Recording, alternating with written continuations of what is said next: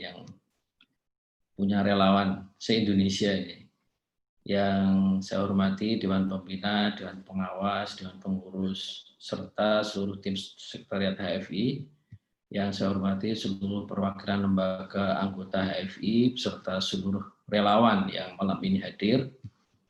Alhamdulillah malam hari ini kita dapat berjumpa. Semoga kita semua selalu dikaruniai kesehatan di tengah situasi yang belum menentu hingga saat ini. Amin. Saya sampaikan di sini bahwa acara ini diselenggarakan untuk memperingati Hari Relawan Internasional, tepatnya sesungguhnya pada tanggal 5 Desember, yang kalau nggak salah peringatan ini dimulai sejak tahun 1985. Nah, terkait relawan sebenarnya Indonesia ini sangat besar sekali jumlahnya, karena kalau nggak salah tahun 2017 pernah ada data yang dirilis bahwa jumlah relawan di Indonesia ini mencapai 53% dari total seluruh relawan di dunia. Jadi sangat besar sekali. Dan ini saya kira hal yang luar biasa, berarti paling tidak ini menunjukkan bahwa kita rakyat Indonesia dan bangsa Indonesia memiliki solidaritas yang tinggi. Acara ini diselenggarakan oleh HFI untuk memberikan apresiasi kepada seluruh relawan kemanusiaan lembaga anggota HFI atas seluruh kerja, dedikasi, dan karya kemanusiaannya, agar sekaligus kita bisa mendengarkan atau melakukan sharing ide dan pengalaman dari seluruh relawan lembaga anggota HFI terkait aksi-aksi kemanusiaan yang mereka lakukan, khususnya pada saat respon atau penanganan pandemi COVID-19.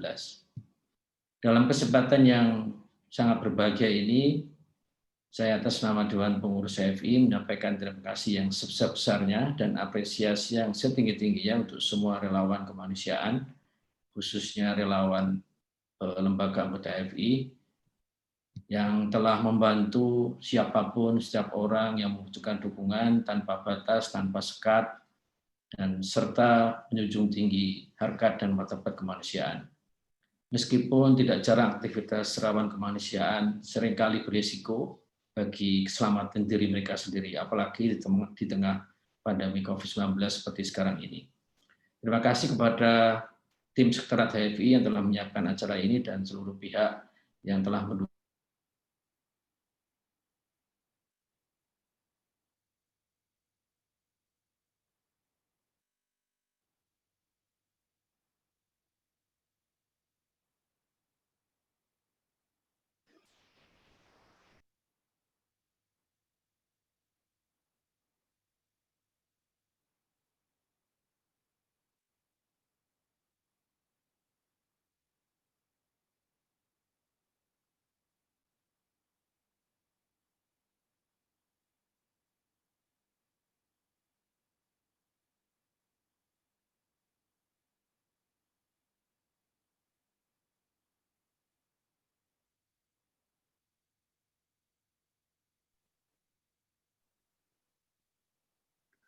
Sepertinya ada masalah sinyal dari Pak Ali, mungkin Mbak Firil bisa dilanjutkan.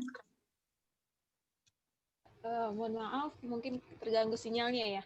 Mungkin kita bisa lanjutkan pada sambutan selanjutnya.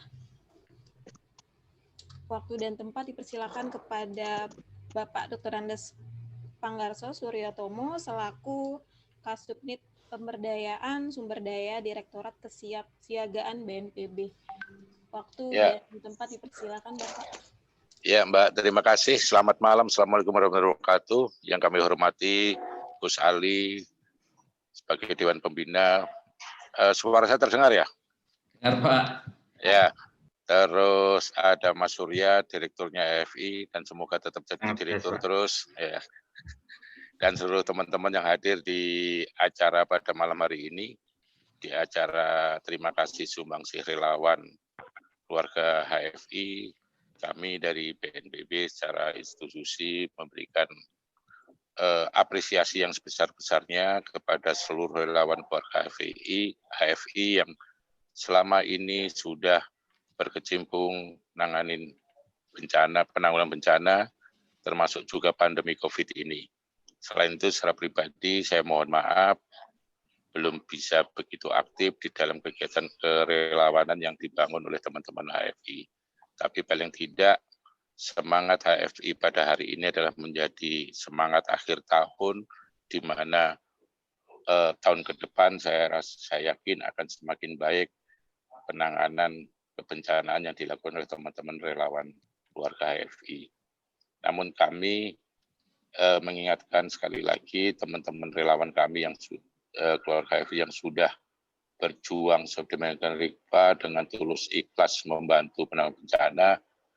Harapan kami cuma satu, mohon mereka tetap dibimbing dari sisi profesionalisme, kemandiriannya, dan paling penting adalah berikan mereka perlindungan. Nah, perlindungan kepada relawan adalah menjadi hak mutlak yang harus kita berikan yang selama ini belum bisa kita apresiasi sedemikian rupa. Pengalaman kalau tadi bicara terkait sama jumlah relawan, Gus Ali tadi nyampaikan kurang lebih 53%. Kalau saya mungkin dari data yang ada atau ini data guyon, data yang selama ini kami tanyakan ke teman-teman di organisasi, kalau kita jumlah seluruh anggota relawannya dari masing-masing organisasi Indonesia, itu jumlahnya lebih besar daripada jumlah penduduk Indonesia. Ya kan? Ya, bagaimana ini menjadi semangatnya HFI bersama keluarga besarnya, bagaimana memastikan jumlah relawan yang tadi keluarga HFI itu dulu, supaya data ini menjadi sinkron, termasuk juga potensi dan klaster-klasternya, kemampuannya di masing-masing klaster di dalam organisasi kerelawanan yang ada di keluarga HFI.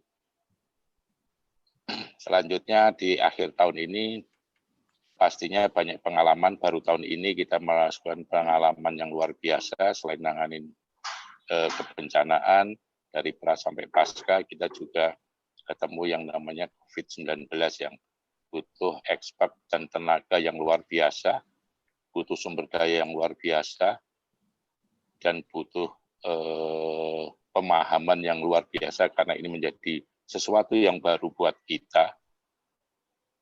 Seperti apa penanganan pandemi yang selama ini kita sudah sering muncul, ada SARS, ada HIV, tapi kita kan belum terlibat secara utuh. Tapi dengan adanya COVID-19 ini membangkitkan jiwa kerelawanan baru, semangat baru. Ternyata bahwa selain urusan penanggulangan bencana juga ada urusan terkait sama pandemi. Ini yang mungkin di akhir tahun, di refleksi akhir tahun ini bisa menjadikan catatan-catatan tertentu untuk kita bagaimana kemungkinan ke depan ada bencana-bencana yang lain yang selama ini belum pernah kita hadapi. Ini menjadi PR kita bersama. Saya kembali lagi sesuai dengan amanah pembukaan Undang-Undang 45 bahwa perlindungan segenap bangsa dan seluruh tumpah darah, ya kan, itu menjadi penting. Maka harapan kami adalah bagaimana teman-teman relawan yang tergabung di dalam keluarga besar HFI bisa kiranya mendapatkan perlindungan. Contoh dengan asuransi, ya kan. Kita baru mengenal adanya BPJS Kesehatan, tapi alhamdulillah kami sudah koordinasi dengan BPJS Tenaga Kerjaan. Mereka memberikan uang kepada relawan untuk bisa masuk di BPJS Ketenagakerjaan distandarkan dengan para pekerja non formal. Ini menjadi baik sehingga teman-teman relawan kita juga merasa terlindungi selama dia tugas. Kami BNPB yang kemarin bekerja sama dengan Basnas, di sini ada Mbak Dian Basnas, terima kasih Basnas yang juga sudah memberikan supporting untuk 5.000 relawan COVID kemarin. Jadi sampai akhir tahun ini kami bersama beberapa donasi, karena kami yakin, karena kami belum bisa menganggarkan dari APBN, jadi kami minta donasi kurang lebih sampai akhir tahun ini sudah sekitar 25.000 relawan COVID yang sudah kita berikan perlindungan, yaitu dengan BPJS Ketenagakerjaan. Dan kami baru bisa memberikan untuk 3 bulan pertama, selanjutnya biar diangsur. Harapan kami nanti ke depan di 2021, kami akan mengajak seluruh komponen bangsa ini, bagaimana teman-teman relawan itu bisa terlindungi utuh selama 1 tahun.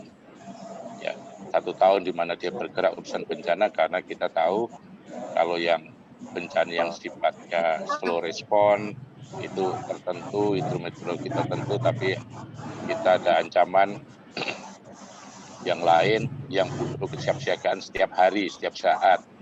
Inilah harapan kita bersama-sama, nanti lebih lanjut kita diskusikan lagi dengan HFI dan keluarga besarnya bagaimana kita memulai dari keluarga besar HFI ini bisa memberikan perlindungan kepada anggotanya. Sehingga ke depan seluruh relawan yang bergerak ini punya kemantapan diri, walaupun mereka sudah ikhlas, mereka sudah dengan tulus ikhlas bekerja, namun bagaimana kita juga harus mempersiapkan mereka supaya lebih ikhlas lagi dan memberikan dukungan yang selama ini tidak pernah mereka dapatkan. Dan ini penting karena bagaimanapun juga perlindungan kepada relawan adalah menjadi hal yang sangat penting. Itu sebagai mungkin dari saya, karena keterbatasan waktu, saya mengucapkan sekali lagi terima kasih pada keluarga besar HFI, kepada relawan-relawan keluarga besar HFI yang sudah luar biasa mengapresiasikan, memberikan tenaganya, tenaga dan material maupun sumber daya yang lain di dalam penanganan bencana pada tahun 2020 ini, termasuk juga COVID. Itu saja dari saya, terima kasih. Selamat malam. Assalamualaikum warahmatullahi wabarakatuh. Assalamualaikum warahmatullahi wabarakatuh. Ya, terima kasih Pak Ngarso untuk sambutannya.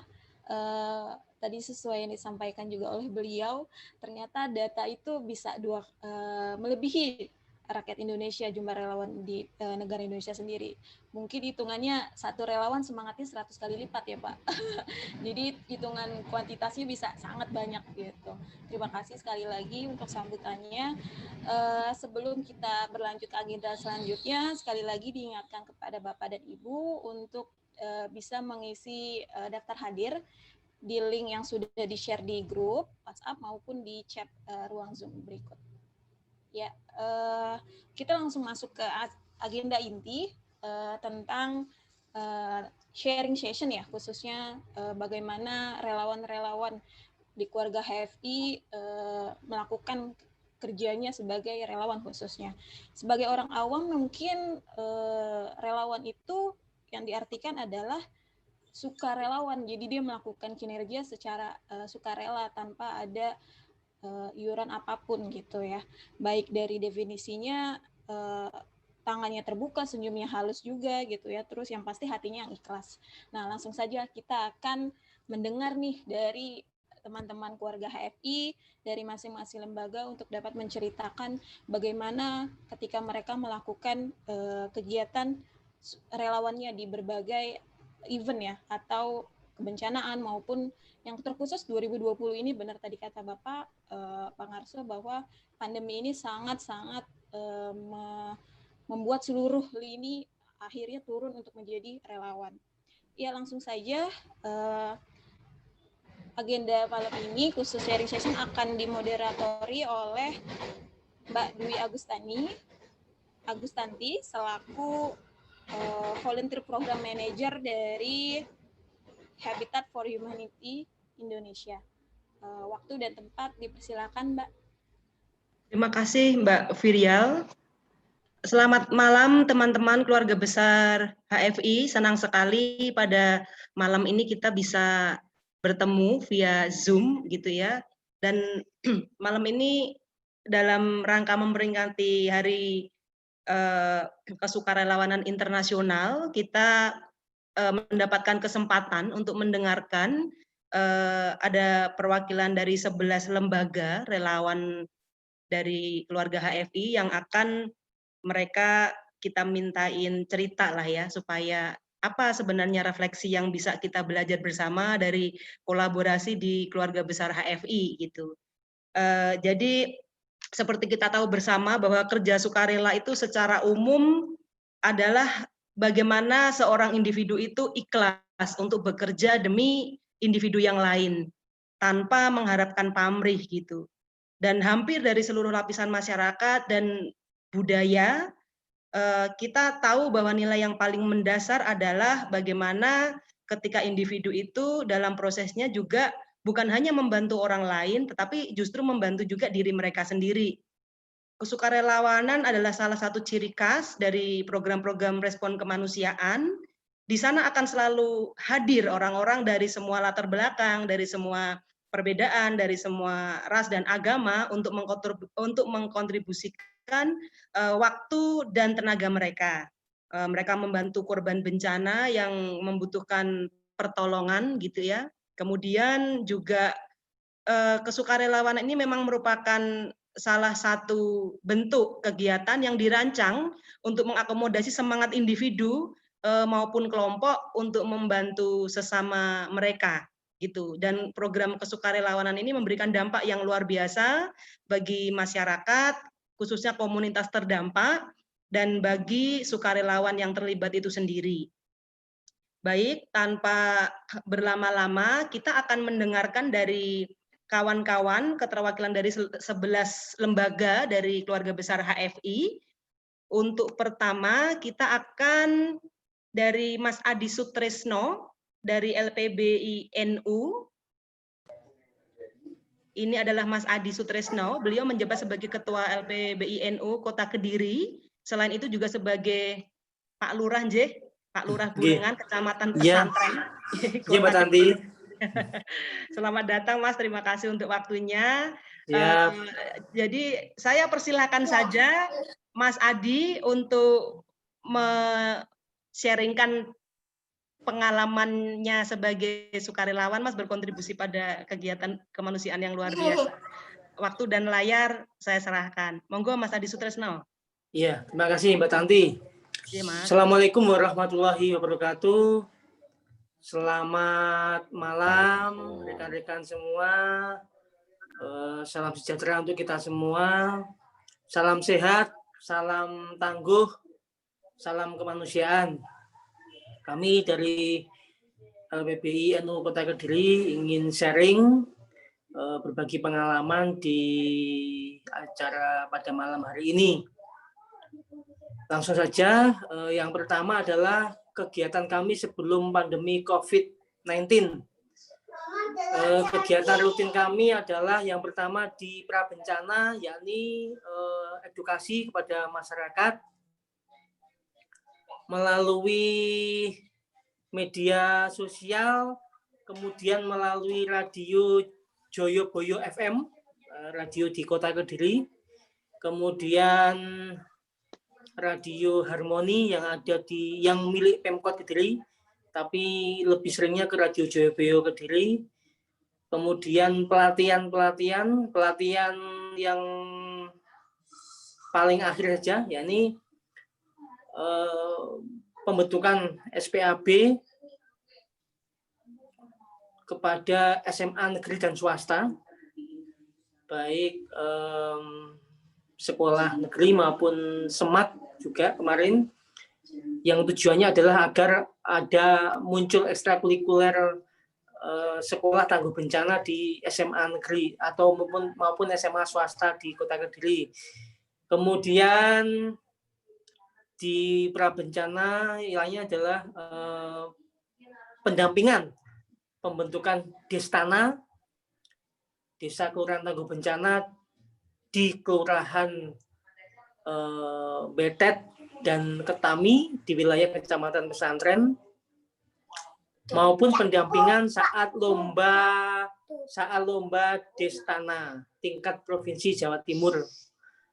Dan alhamdulillah kemarin pendampingan kami di 2 desa atau 2 kelurahan tersebut masing-masing di Ketami tipe Madya mendapat terbaik 1 Jawa Timur.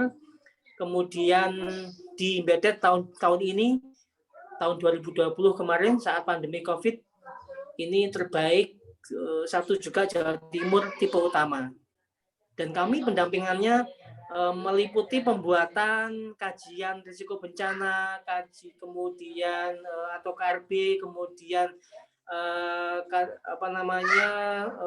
dokumen Renkon, kemudian RPB, rencana evakuasi dan lain-lain.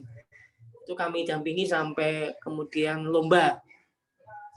Kemudian kegiatan selanjutnya adalah masih dalam pelatihan maupun sosialisasi kepada rekan-rekan IPPNU di wilayah di lingkungan NU Kota Kediri sendiri.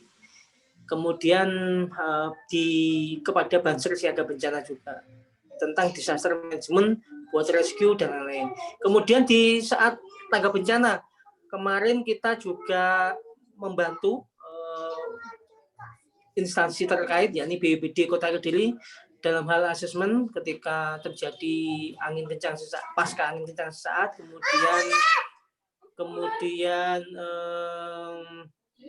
kemudian apa namanya bantuan logistik kepada warga terdampak. Kemudian di pasca bencana kemarin kita pendampingan, kemudian psikososial, itu yang kami lakukan di sebelum pandemi. Di saat pandemi kemarin yang kita lakukan adalah di pra bencana adalah edukasi, kemudian edukasi melalui apa namanya poster, banner, kemudian sosialisasi melalui tempat ibadah, baik masjid maupun gereja, itu di pasca bencana, kemudian pemasangan handwash portable. Di tanggap bencana kemarin kita juga melibatkan relawan kita untuk penjagaan posko isolasi mandiri dalam pengawasan yang terdapat warga yang terkonfirmasi positif di Kota Kediri. Kemudian melibatkan beberapa relawan untuk menggalang donasi bantuan sayuran kepada warga yang terdampak COVID-19, kemudian juga bantuan sembako. Di pasca bencana kemarin kita juga pendampingan kepada warga untuk stop stigma negatif COVID-19 ketika ada tetangga yang sembuh. Kita lakukan kampanye melalui media sosial dan juga mengkampanyekan di lingkungan warga yang pasien akan pulang ke rumahnya. Itu dengan koordinasi dengan kelurahan.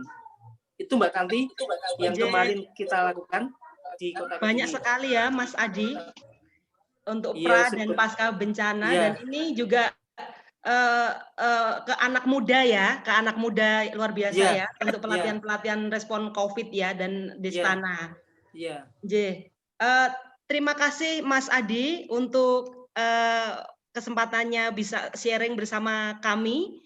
Selanjutnya kita akan mendengar dari teman-teman MDMC. Mas Sapari, silahkan untuk juga berbagi cerita bersama kami dalam kesukarelawanan respon bencana. Ini adalah Mas Sapari dari MDMC. Beliau tinggal di Dusun Salaan di Kabupaten Magelang, anggota Divisi Jaringan dan Kerjasama MDMC Muhammadiyah, kemudian juga tim media dan asistensi, dan anggota IMT dari MDMC di PP Muhammadiyah. Pengalamannya banyak sekali dari 2010, erupsi Merapi, banjir longsor, kemudian tsunami di Banten, sampai saat ini respon COVID.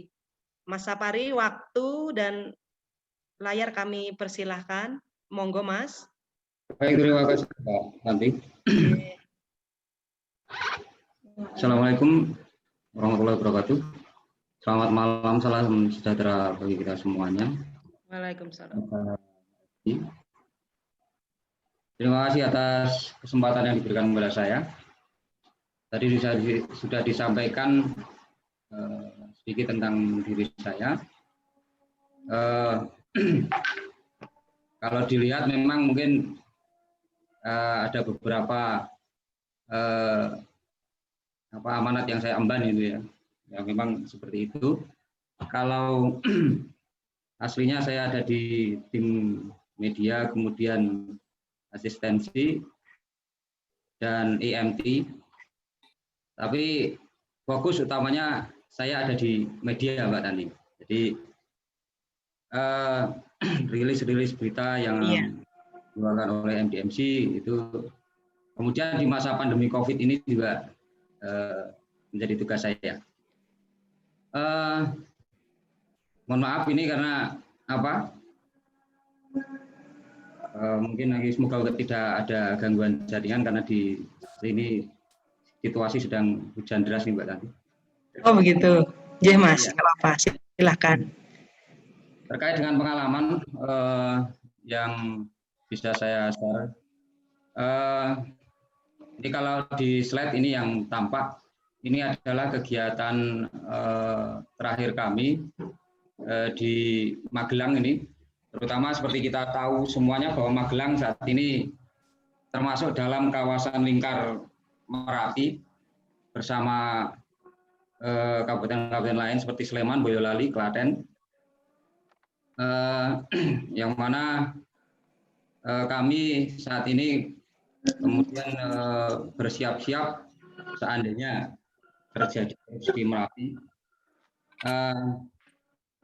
Tentu dalam penanganan siaga Merapi ini menerapkan prinsip multi hazard ya, karena situasi ada siaga Merapi, kemudian juga kita situasi sedang COVID-19. Terkait dengan berbagai aktivitas yang kami lakukan, karena tugas saya skopnya adalah skop di MCPP, maka kami selama pandemi ini bersama dengan MPKU Muhammadiyah menjalankan program penanganan COVID-19 yang diantaranya adalah kami menyediakan 83 rumah sakit, 83 rumah sakit seluruh Indonesia yang kemudian menangani pasien COVID. Ini adalah salah satu kegiatan dari tim penanganan COVID kami. Dari 83 rumah sakit yang ada di Indonesia ini sampai saat ini masih terus melayani warga yang terdampak COVID.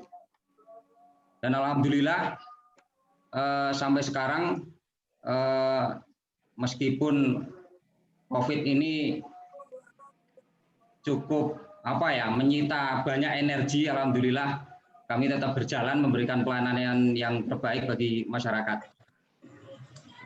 Dan itu kami lakukan sejak awal pandemi COVID ini berlangsung, Mbak Tanti. Jadi, ya Mas, Bapak Ibu semuanya, seperti mungkin pernah baca di media bahwa Muhammadiyah sudah dari awal itu sejak tanggal 5 itu membentuk gugus tugas khusus MCCC Muhammadiyah COVID Command Center.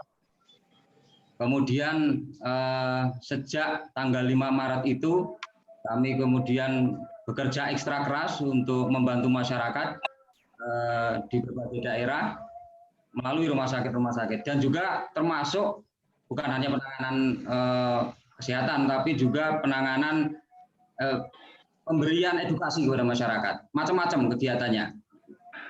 Kalau untuk kegiatan-kegiatan pra-COVID, dulu sebelum COVID, ya banyak yang sudah kita lakukan, seperti di berbagai peristiwa bencana, insya Allah rekan-rekan kami semuanya hadir, dari mulai bencana yang besar, seperti Palu, Lombok, dan lain sebagainya. Saya pribadi mempunyai pengalaman yang berkesan ketika melakukan respon di Kabupaten Bogor. Waktu itu, ini waktu hampir habis nih Pak. Iya, Mas Sapari, enggak apa-apa. Nanti saya juga menyampaikan ke teman-teman semua bahwa jika ada yang ingin ditanyakan ke teman-teman relawan, silahkan kawan-kawan untuk menuliskan di chat room. Nanti akan difasilitasi oleh teman-teman panitia untuk nanti disampaikan ke teman-teman relawan jika ada pertanyaan. Monggo. Iya. Gitu, Mas Sapari. Matur nuwun untuk ceritanya gitu ya. Kita akan bergeser ke kawan lain. Baik. Ya. Seperti itu. Matur nuwun Mas Sapari, menarik sekali pengalaman respon COVID-nya. Saya takut juga itu tadi melihat ini ya, pemakaman korban COVID luar biasa sekali ya pelatihannya, karena ini sesuatu yang baru bagi kita semua. Kemudian selanjutnya kita ada Mas Indra Saputra dari Dompet Duafa, sudah menjadi relawan Disaster Management Center dari Dompet Duafa 10 tahun gitu ya. Dari 2010 sudah banyak belajar bagaimana menjadi relawan dari setiap kebencanaan yang ada. Monggo Mas Indra Saputra, waktu saya serahkan untuk bisa bercerita, bersharing bersama kami di sini. Monggo, Mas.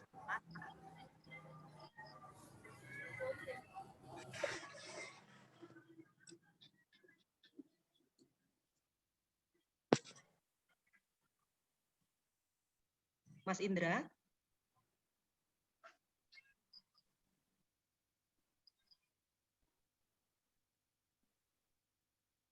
Mas Indra, apakah mendengar saya? Oh baik, mungkin Mas Indra sedang ada mute atau gangguan, iya. Mas Indra. Yo, Assalamualaikum. Oh ya, Waalaikumsalam Mas. Suaranya masih kecil sekali, kami belum mendengar. Ya, sebentar Mbak, sinyalnya kurang bagus ini. Oh, ditenggo, nggak apa-apa Mas, silakan ditunggu. Yo, Assalamualaikum warahmatullahi wabarakatuh, kawan-kawan semua. Waalaikumsalam warahmatullahi wabarakatuh. Ya, saya Ade Indra Saputra, biasa dipanggil Ade Gogon, Mbak. Kebetulan saya di DMC Dompet Duafa sudah menjadi relawan itu kurang lebih 10 tahun.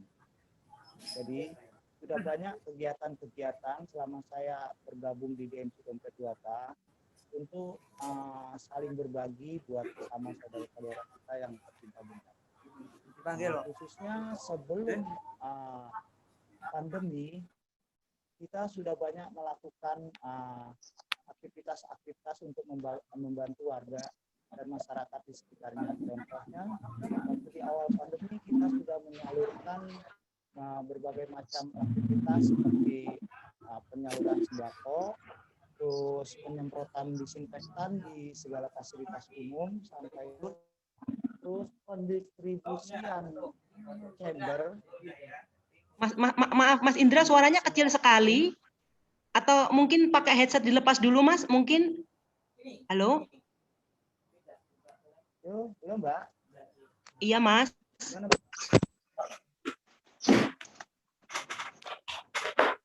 Suaranya kecil.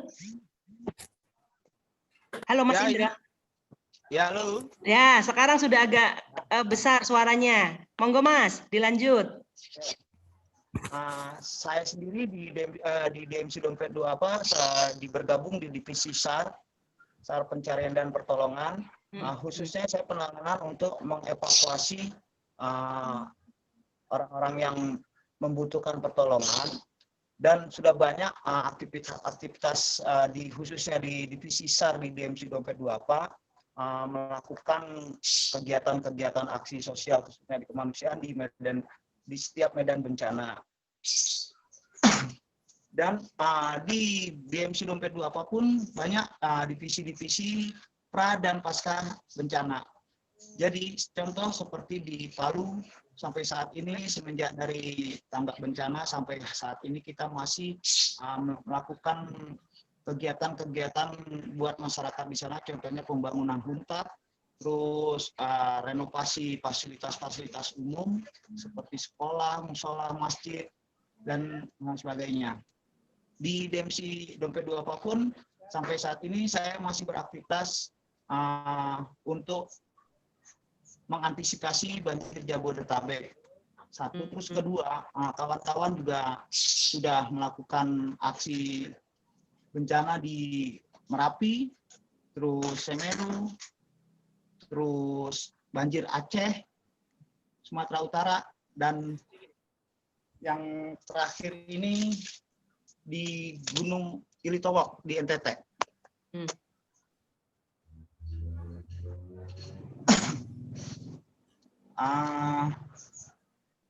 Untuk kegiatan-kegiatan aksi sosialan sendiri di DMC Dompet Duafa banyak sekali untuk manfaat orang masyarakat banyak. Selain di kesosialan juga kita ada sekolah-sekolah kejuruan atau diklat-diklat seperti di IKA, Institut Kejuruan, untuk saling berbagi. Kita mengajarkan kepada dapat proses dari siapa? Peminta. Saya nggak dapat, nggak dari panitia. Yang diajuin. Maaf. Yang diajuin Apa namanya? Tata boga, terus elektronik, terus sekolah dai.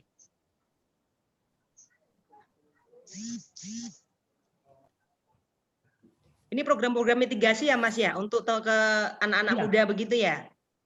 Ya, terus kita juga ada suatu wadah seperti Dompet Duafa Volunteer yang ada di seluruh di Indonesia, khususnya 34 provinsi. Jadi mereka lah ujung tombak kegiatan-kegiatan Duafa di setiap medan bencana, Mbak. Oke Mas. Baik Mas, Mas Indra, terima kasih untuk sharingnya, luar biasa ya. Ini tadi saya catat kemana-mana ternyata ya, Mas Indra ini ya. Sudah kemana-mana gitu, luar biasa. Jadi nanti kita bisa banyak belajar. Terima kasih Mas Indra Saputra. Kita ada teman dari Karina, Mas Herman Joseph. Selanjutnya, ini Mas Herman Joseph. Masih sangat muda sekali ya, 4 Juni. Hobinya mendaki gunung dan menjelajah hutan. Terus tinggalnya di Jakarta Timur. Motonya sangat bagus, selagi masih bisa berbuat baik, kenapa tidak? Dan memiliki pengalaman relawan yang dari tahun 2004, Aceh, Jogja, itu bencana-bencana besar, dan sampai sekarang COVID. Monggo Mas Herman Joseph. Bisa ya. Siap. Terima kasih Mbak Tanti.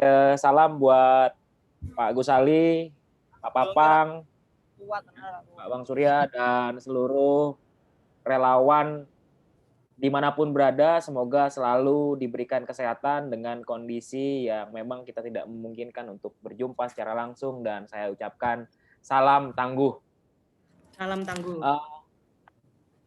Pengalaman yang sangat menarik sekali dengan suatu proses yang sangat berbeda sekali gitu ya.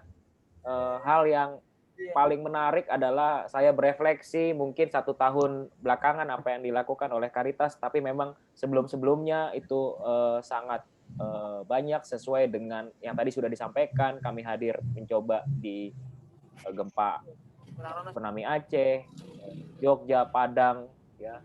Yang terupdate adalah COVID-19 ini. Pada dasarnya jaringan kami di Yayasan Karina ini, di jaringan Caritas Indonesia itu tersebar di 37 kuskupan gitu, istilah kami itu di 37 kuskupan, tapi memang hadir di 34 paroki yang ada, 34 provinsi yang ada di Indonesia, dan artinya memang kami punya jaringan yang di setiap provinsi itu gitu ya.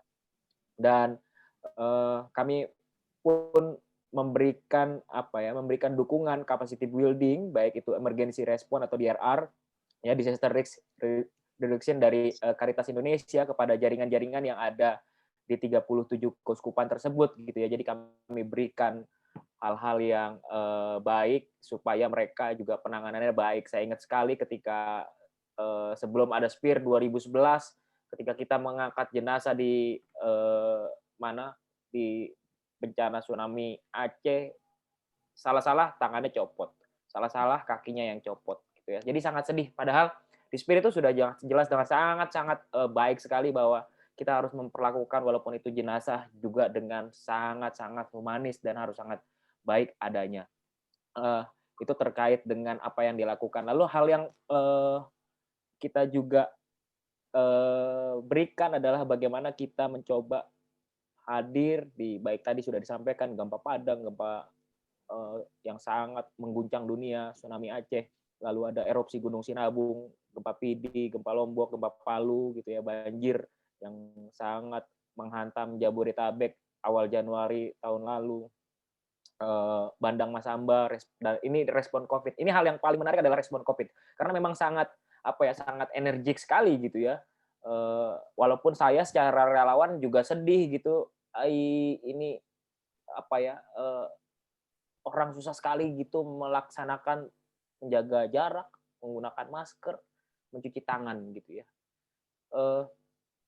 Saya sangat sedih sekali ketika saya kasih tahu malah saya diomelin. Aduh, saya bilang ya sudahlah gitu ya, semoga kamu nggak terkena aja gitu. Nah, yang mau saya sampaikan adalah kita tidak bisa hadir seperti layaknya bencana-bencana yang bencana alam gitu kepada korban-korban COVID itu. Tapi kita hadir untuk membackup di belakang. Tapi mungkin tadi sangat menarik sekali relawan-relawan itu hadir untuk memakamkan jenazah dan luar biasa sekali gitu pengalaman yang saya lihat tadi berefleksinya. Tapi paling tidak saya berefleksi secara pribadi bahwa saya hadir paling tidak apa yang bisa saya dukung gitu ya. Sebelum saya kembali ke Karina juga saya melakukan penyemprotan disinfektan dimanapun gitu ya, di yang memang membutuhkan gitu. Lalu ada gerakan-gerakan baru, yaitu ya kita dukung APD yang sangat langka di kala awal-awal respon COVID itu, ya kita bisa support, tapi memang tidak bisa mensupport di Pulau Jawa karena memang ternyata di daerah juga sangat membutuhkan hal tersebut. Jadi kita memang lebih respon lebih banyak di luar Pulau Jawa karena di Pulau Jawa sudah sangat tersentral sekali. Itu yang pertama. Hal yang paling menarik lainnya adalah ketika kita saya katakan mendukung guru-guru, ini saya katakan dampak dari COVID-nya gitu. Kami pun melaksanakan yang namanya Anda berdonasi, kami berlari, kami berjalan, dan kami bersepeda gitu ya. Artinya hal-hal yang baik untuk dampak COVID juga gitu, tapi paling tidak dampak secara tidak langsung yang dialami oleh para guru-guru gitu ya, guru-guru tenaga honorer gitu ya, yang ada dari Sabang sampai Merauke. Jadi memang kami para relawan yang terhubung di 37 kuskupan atau di 34 provinsi itu tersebar dari berbagai macam usia gitu ya, mau dia muda, mau dia tua, ya kita sebagai relawan karena kita tidak bisa terjun langsung, ya udah kamu berdonasi, kita berlari, kita berolahraga untuk mendukung para guru-guru yang ada di Indonesia. Begitu. Itu adalah pengalaman real. Itu saya mencoba berefleksi, oh ternyata ketika saya berkomunikasi dengan orang-orang yang ada di Papua, orang-orang yang ada di Kalimantan, wah sangat sedih sekali. Itu pengalaman yang membekas kepada saya sebagai seorang relawan yang sampai saat ini saya pun masih sebagai relawan. Luar itu biasa dari saya. Terima sekali kasih. ya, Mas Herman. Sampai masih bisa menceritakan pengalaman di Aceh ya. Jadi memorinya masih sangat kuat sekali gitu. Itu apa namanya? Jadi belajar saya ya, refleksinya, dan masih sangat muda, sudah memiliki banyak pengalaman. Ya, yang terakhir yang teman-teman Caritas yang ini ya, untuk membantu guru-guru itu ya. Karena itu juga saya dapat ininya, apa namanya? Bisinya Mas, itu sangat terkenal sekali kegiatannya gitu.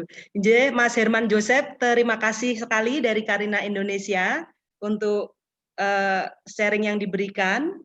Selanjutnya kita ada teman dari Wahana Visi, Mas Roni Ihwan.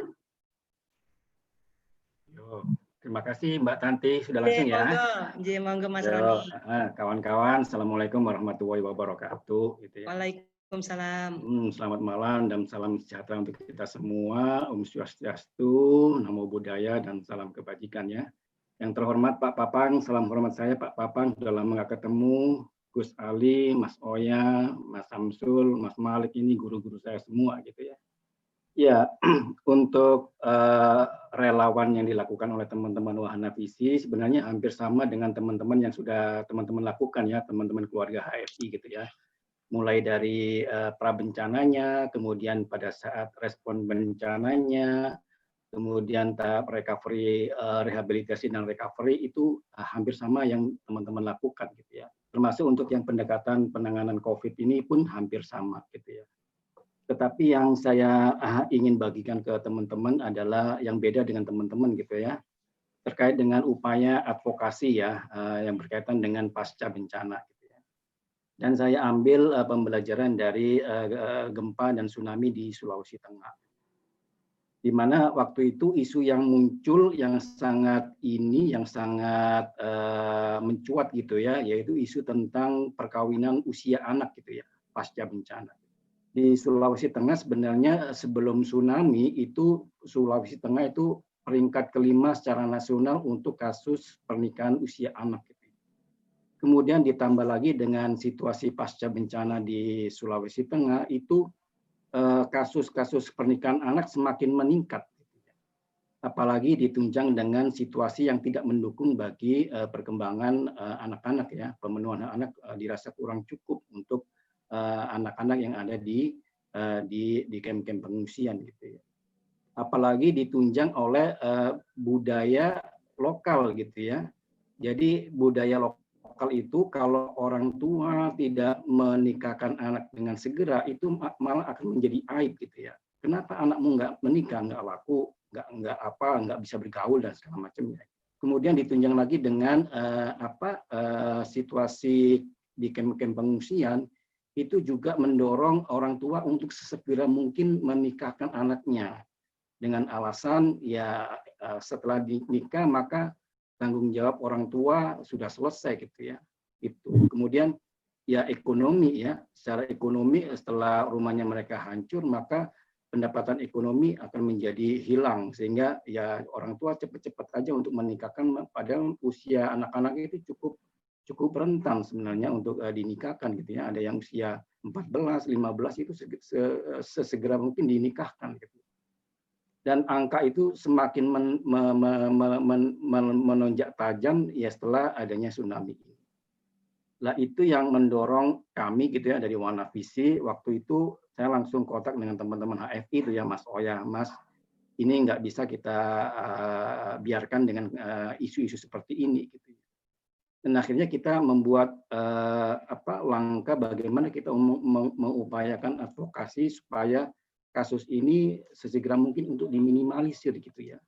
Akhirnya kita membuat ini ya beberapa pertemuan dengan teman-teman HFI itu ya Mbak Wido, kemudian kita ajak juga teman-teman dari NGO-NGO yang lain ya, Save the Children, UNICEF, UNFPA, kemudian Plan Internasional untuk kita merumuskan apa yang harus kita lakukan untuk mengakhiri isu perkawinan anak ini. Dan kita juga mengajak teman-teman relawan di lokal gitu ya, karena sebenarnya untuk pemenuhan solusi sebenarnya kita harus memberdayakan relawan-relawan lokal yang ada di lokasi bencana.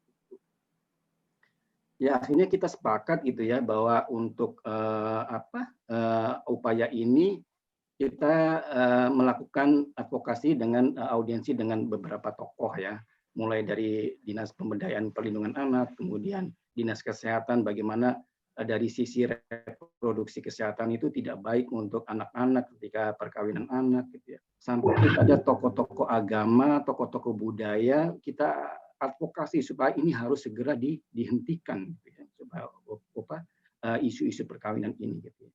Dan bersyukur gitu ya dengan penggalangan kita lobby-lobby dengan dinas terkait, kemudian dengan tokoh-tokoh agama, kita tuangkan itu ke dalam workshop ya, workshop diskusi lintas agama untuk pencegahan perkawinan usia anak ini.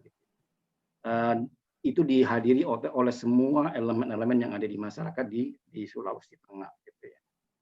dan bersyukur juga gitu ya bahwa dari hasil advokasi ini kita paparkan juga itu dari sisi kesehatannya seperti apa, dari perlindungan anak seperti apa, dari pandangan tokoh-tokoh agama itu baik itu lintas agama ya, dari Islam, dari Kristen, Katolik, Hindu, Buddha itu memaparkan tentang dari sisi agama sebenarnya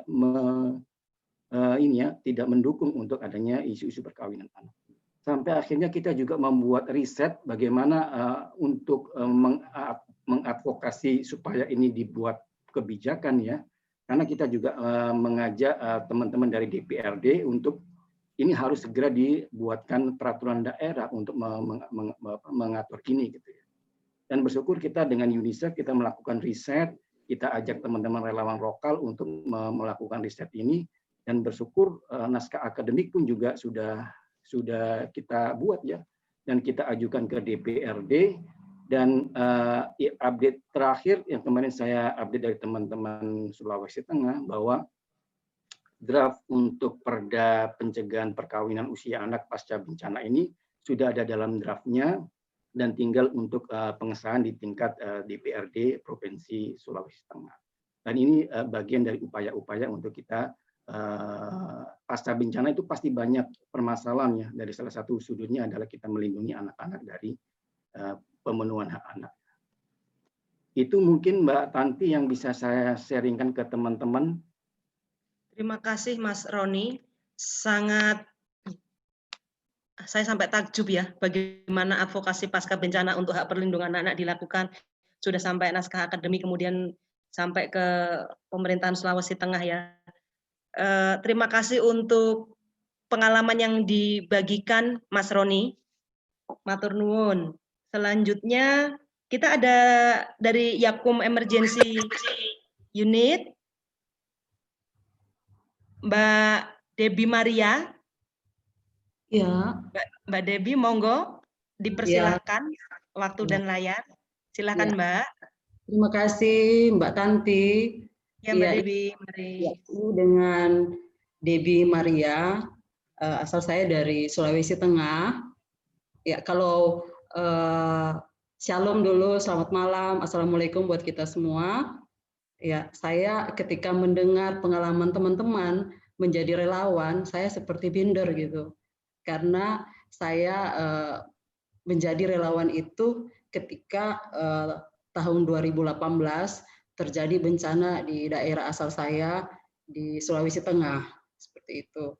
Waktu itu ketika bencana terjadi tanggal 28 September 2018, kemudian saya bergabung bersama-sama dengan Yakum Emergency Unit itu pada tanggal 1 Oktober 2018.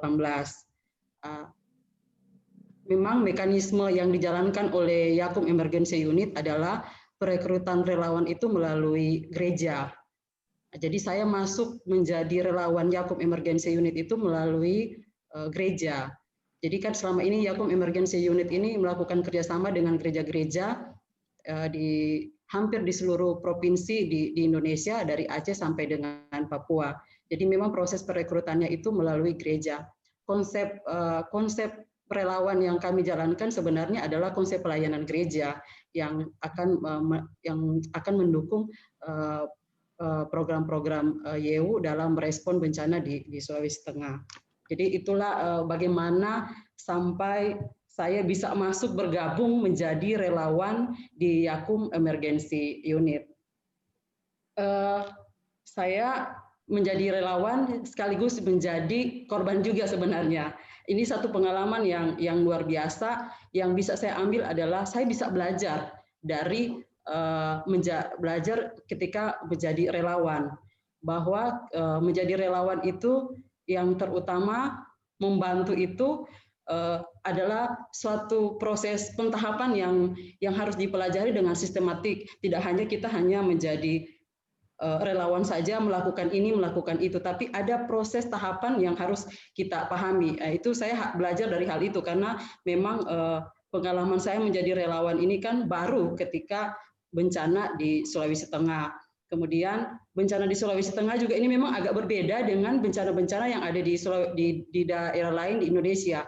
Karena kita tahu bencana di Sulawesi Tengah itu komplit lah. Di sana ada gempanya, di sana ada tsunami-nya, dan yang lebih mengerikan adalah likuifaksinya. Nah, tentunya program-program YEU juga yang berkaitan dengan bencana ini juga pasti akan berbeda-beda. Mungkin saya punya pengalaman yang berbeda juga dengan teman-teman yang sudah berpengalaman menjadi relawan. Saya belajar dari hal-hal yang kecil.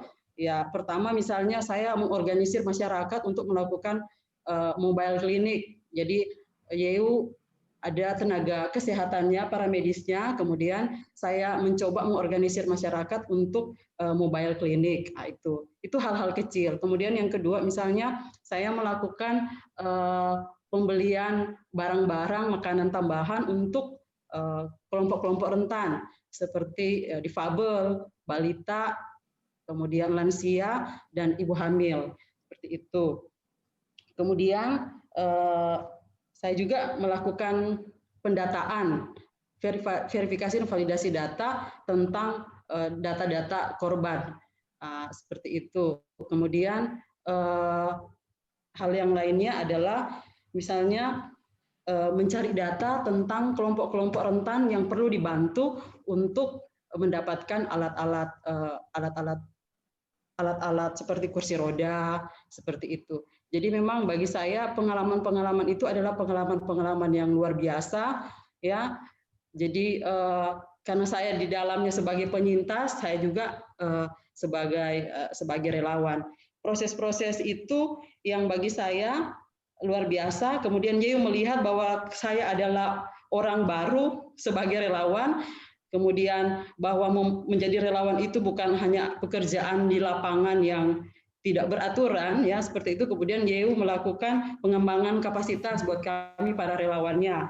Ya, YEU banyak melakukan pelatihan-pelatihan bagi kami para relawan agar di lapangan itu lebih terorganisir. Jadi bagi saya pengalaman yang minim ini, tapi ketika dikembangkan oleh teman-teman YEU ini menjadi pengalaman yang luar biasa.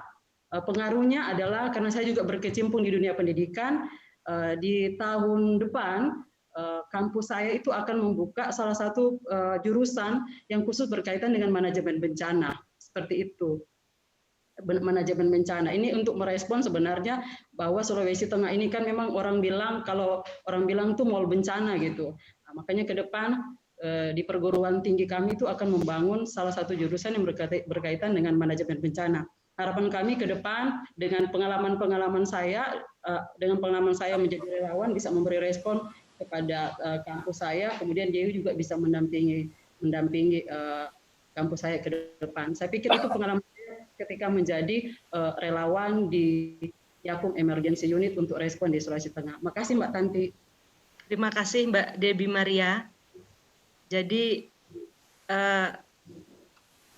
kita nggak ada yang baru dan nggak ada yang lama Mbak Debbie gitu. Yang penting adalah bahwa ada kasih untuk sesama ya.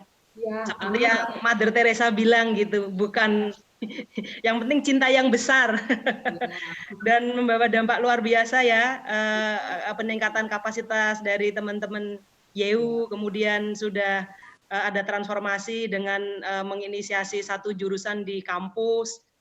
Semoga semuanya semakin baik Mbak Debbie. Terima kasih, selamat datang di dunia humanitarian. Begitu. Oke, selanjutnya kita akan mendengarkan dari Mas Ari Wibawa, ini dari Habitat for Humanity. Mas Ari ini dulu adalah bekerja di bank, ini ya, ini dulu banker, bekerja di perbankan, kemudian sejak 2015 bergabung sampai sekarang menjadi relawan Habitat. Di Habitat ada namanya program Global Village, ini bagaimana relawan-relawan dari antar negara datang, dan Mas Ari ini sudah bergabung sejak 2015 sampai dengan sekarang. Monggo Mas Ari untuk bisa berbagi bersama kami, silahkan.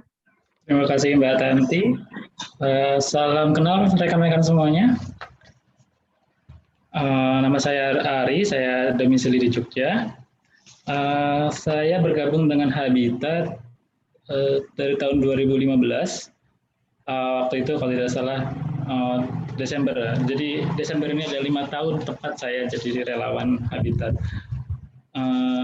Dan tugas saya sebagai license officer di Yogyakarta, yaitu sebagai pemandu relawan internasional, rata-rata dari Jepang, Australia, New Zealand, Belanda, Amerika Serikat, Kanada, dan terakhir dengan Korea Selatan. Jadi tugas saya adalah mendampingi proses pembangunan rumah, karena Habitat sendiri program utamanya adalah penyediaan rumah layak huni bagi warga yang tidak mampu di desa-desa. Dan saat proses pembangunan, saya berperan sebagai mediator antara tenaga konstruksi dengan para relawan yang juga ikut turun tangan untuk membangun rumah.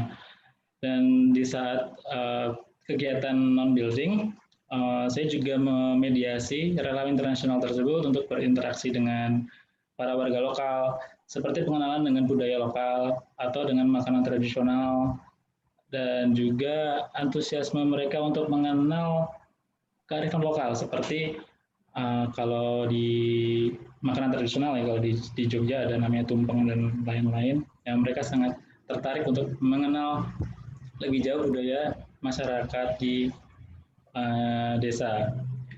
Dan selama 5 tahun saya menjadi relawan di Habitat, saya banyak mendapat pengalaman dan juga pelajaran yang berharga.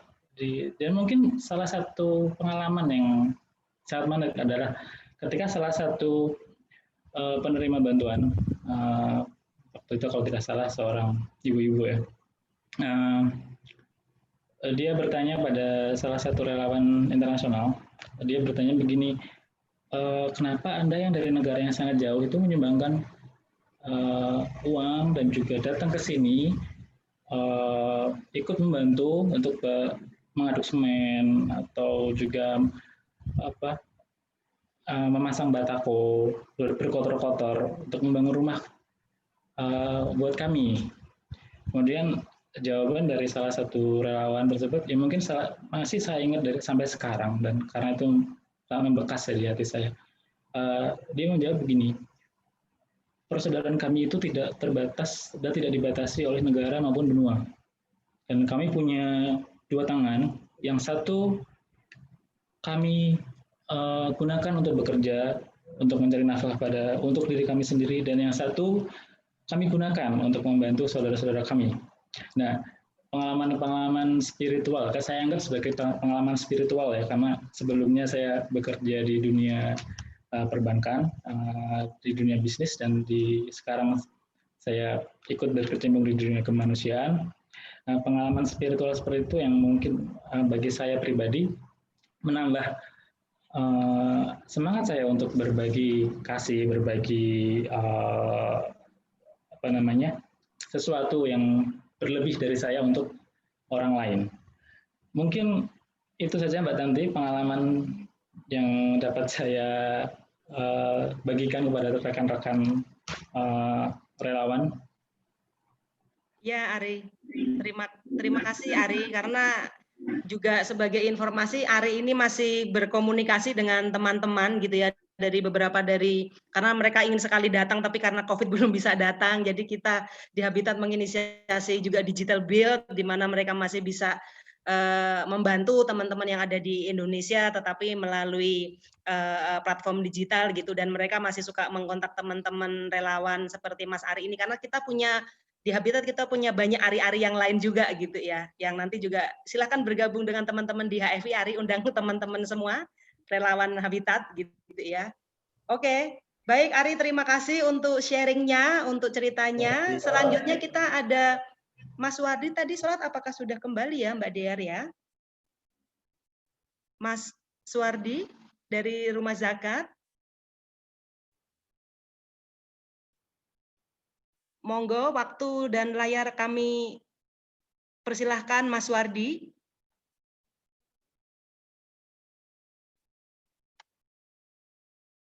Mas Wardi, apakah mendengar saya?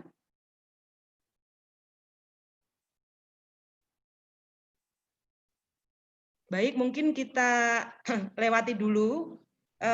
Selanjutnya kita dari Mas Edo Sagara, jadi Basnas Tangga Bencana. Mas Edo, silahkan Mas. Mas Edo Sagara ini adalah profil beliau dari Jogja ya Mas ya? Iya, ya. Monggo Mas Edo. Sebentar. Layarnya kembali. Betulin dulu Mas. Ini ganjel pakai botol minum.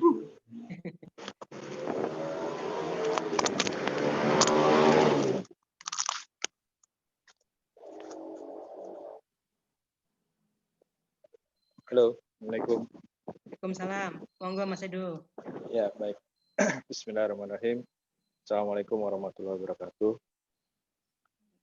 Yang saya hormati Pak Papang dari BNPB, kemudian yang saya hormati Mbak Dian, Direktur Program Basnas Tangga Bencana Pusat, dan rekan-rekan relawan yang tergabung di HFI. Ya mungkin kalau diceritakan, saya yang paling junior mungkin ya di anggota HFI ini gitu ya. Saya baru aja bergabung di Basnas Tangguh Bencana mungkin tepat November 4 tahun yang lalu gitu. Sebelumnya saya menghandle bagian media, saat itu komandan saya Mas Irham, dan sekarang saya menggantikan Mas Irham. Mas Irham sekarang ada di Basnas Tangguh Bencana Pusat. Kalau yang lain berbicara program-program masing-masing lembaga, mungkin saya akan cerita kejadian-kejadian lucu aja saat menjadi relawan begitu ya. Sepanjang 4 tahun selama saya di Basnas Tangguh Bencana. Sebelumnya saya terlibat di organisasi lain, saya juga pernah merespon Merapi di 2010, kemudian gempa di Jogja 2006 begitu ya. Tapi pada saat itu saya belum tergabung di Basnas Tangguh Bencana.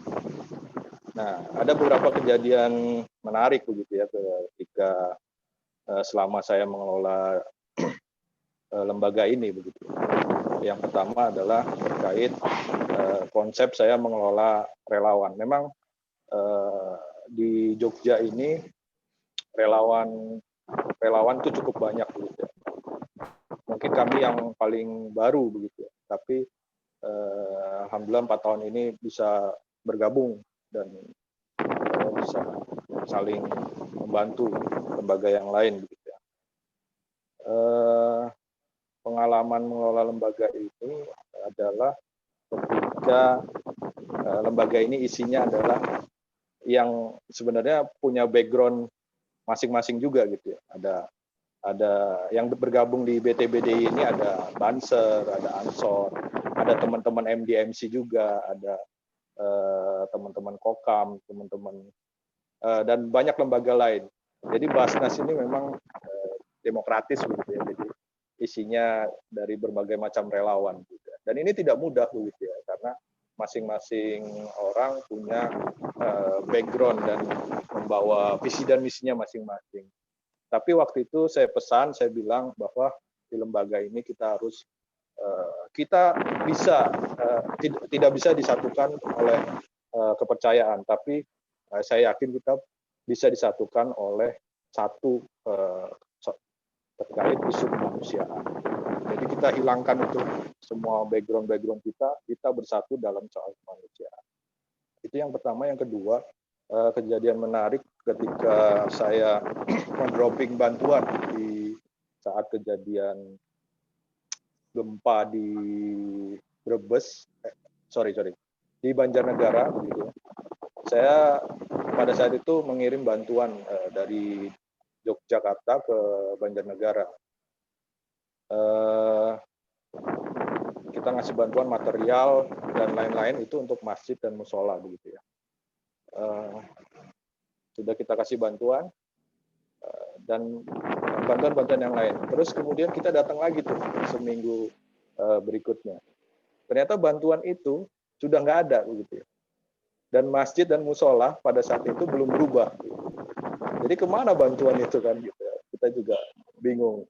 Tapi dari situ kita belajar bahwa akhirnya untuk program-program selanjutnya, ketika kita memberi bantuan untuk masjid dan musola, itu kita langsung membawa tukang untuk mengerjakannya langsung. Jadi banyak pengalaman-pengalaman di kebencanaan yang menurut saya jadi pelajaran buat kami. Begitu ya. Terakhir, karena waktu saya 1 menit lagi, saya ingin cerita ini yang terakhir tentang respon Merapi. Kebetulan saya bertemu dengan teman saya yang lama, kawan saya lama begitu ya. Saat SD, SMP saya bareng-bareng sama dia. Teman saya ini termasuk orang yang luar biasa bandel begitu ya. Dan sampai sekarang mungkin begitu ya. Tapi kemudian saat Merapi ini saya ajak untuk bergabung di Basnas Tanggap Bencana. Dan alhamdulillah dia mau begitu ya. Kalau saya cerita, terus terang teman saya ini pernah menjadi pemakai juga begitu ya. Kemudian ya masa lalunya kelam lah. Alhamdulillah saya ajak bergabung di Merapi ini, dia sangat senang sekali dan dia berterima kasih karena merasa di komunitas ini dia bisa dihargai dan dia merasa bahagia lah begitu. Kebetulan ada di sini orangnya begitu ya, saya cerita. Ya mungkin itu Mbak yang bisa saya ceritakan Mbak Tanti dan rekan-rekan yang lain. Mungkin saya nggak bisa bahas program, mungkin nanti kalau program Mbak Dian nanti yang bisa menyampaikan. Itu saja, terima kasih. Assalamualaikum warahmatullahi wabarakatuh. Salam tangguh. Terima kasih, salam tangguh. Terima kasih Mas Edo untuk sharingnya. Salam buat temennya ya. Siap. Selamat datang di keluarga besar HFI juga gitu. Baik, selanjutnya kita ada Mas Anji Setiawan dari Nurul Hayat yang akan men-sharingkan kepada kita. Selamat malam Mas Anji, monggo. Waktu dan tempat, waktu dan layar ya. Monggo. Alhamdulillah, assalamualaikum warahmatullahi wabarakatuh. Waalaikumsalam warahmatullahi wabarakatuh. Alhamdulillah, saya terima kasih karena diberikan mic-nya ya, diberikan waktu untuk berbagi kepada teman-teman. Di sini banyak sekali teman-teman yang lebih senior daripada saya ya, yang baru-baru ini saja mengikuti dunia kerelawanan. Saya bergabung di Nurul Hayat tahun 2012, tapi menjadi relawan sosialnya itu tahun 2014. Dan untuk di kebencanaan saya masih baru benar-benar terjun itu pertama kali di gempa Lombok. Nah, macam-macam kesan-kesannya ya untuk menjadi seorang relawan. Kita sebagai lembaga yang di sini teman-teman HFI adalah lembaga-lembaga yang sangat besar. Ada Basnas, kemudian RZ, dan ada Habitat dan sebagainya. Ini adalah lembaga-lembaga yang sangat besar menurut kami dan lebih senior. Dan tentu kami banyak belajar dari mereka di sini dan semoga saja kita bisa sharing pengalaman biar ketika bertemu di lapangan nanti kita bisa saling berkolaborasi. Kesan saya ketika menjadi relawan adalah dulu saya pertama menjadi relawan ini kurangnya ilmu tentang dunia kerelawanan. Saya baru saja hanya bisa menyerahkan pengungsi ini membutuhkan makanan, pengungsi ini membutuhkan pakaian, pengungsi ini membutuhkan air. Dulu pertama kali kita menjadi seorang relawan itu cukup itu, tidak menjalankan program-program yang sustainable atau berkelanjutan, sehingga banyak program kami ini yang program yang saya jalankan ini tidak sesuai yang dibutuhkan oleh masyarakat sesungguhnya. Nah, ketika sudah berjalan, saya diikutkan pelatihan-pelatihan mengenai kerelawanan, pelatihan bagaimana cara menyalurkan dana agar penerima ini benar-benar mendapatkan manfaat atas program kerelawanan kita yang kita jalankan. Nah, sampai saat ini alhamdulillah baru sadar, kemudian tahu ilmu mengenai SDGs dan lain sebagainya, agar agar ini yang program-program yang kita berikan ini sangat bermanfaat bagi mereka. Selanjutnya, dan di akhir-akhir ini kami melihat di luar sana banyak komunitas-komunitas kecil ini yang turun di kebencanaan, dan posisinya sama ketika saya pertama kali masuk di dunia kerelawanan. Mereka yang penting menyalurkan dana, kemudian mereka menyalurkan makanan, mereka menyalurkan pakaian, kemudian mereka menyalurkan menyalurkan bantuan-bantuan tanpa memikirkan apa yang sebenarnya para pengungsi atau para korban ini butuhkan. Mereka tidak melihat dulu, tidak survei dulu apa yang dibutuhkan oleh para pengungsi, sehingga banyak bantuan-bantuan yang menumpuk di pos-pos maupun di BNPB maupun pos-pos kerelawanan yang ada di pos kebencanaan tersebut. Sehingga akhirnya ya mubazir, akhirnya